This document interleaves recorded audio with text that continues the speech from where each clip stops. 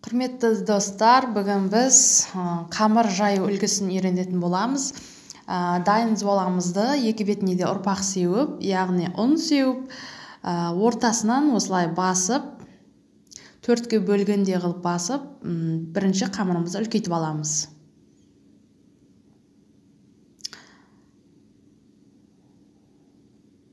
Бір ескере кететін жағдай, бұл жерде қамырымыз үлкейгеннен кейін оқтауға орап алып, тек екі шетінен ғана жаямыз. Жай ғана баса отырып, осылай жайып отырамыз. Қараңыздар, тек екі шетінен, өйткені ортасы өзі жайылып отырады.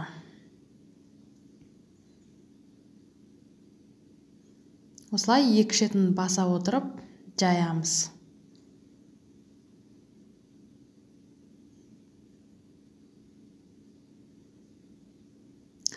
Осы жайылып жатқан қамырымызды төрт бөлікке ортасынан бөлгендей қылып, төрт айналдыра отырып жаямыз. Сол кезде қамырымыз дөңгелек және бір тегіс болып шығады.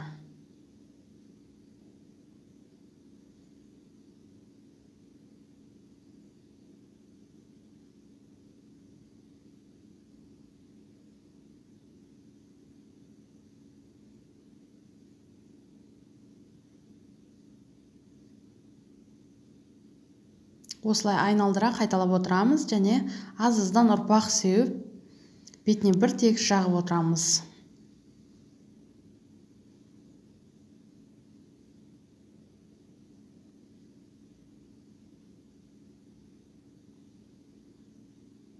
Құрметті достар, менің каналыма жазылып, тіркелуді ұмытпаңыздар, және комментарий жазып өтіңіздер. Түрлі рецепттер шығатын болады. Қараңыздар, қамырымыз бір тегіс шығып жатыр.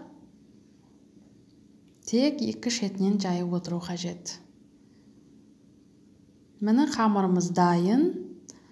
Қандай жағдай болса да, осы екі шетінен жаюды ұмытпаңыздар.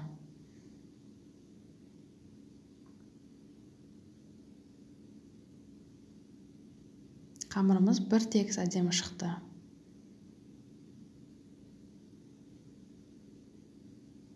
Егер жуалаңыздың июі қанған болса, қамырыңыздың осылай бір тегіс әдемі шығады. Соны да ұмытпаңыздар, қамырыңызды жақсы илеуді де ұмытпаңыздар. Қараңыздар, қандай әдемі бір тегіс шықты қамырымыз. Дәл осы техниканы пайдаланып, барлығыңыз жайып көрсеңіздер болады. Міне қамырымыз дайын.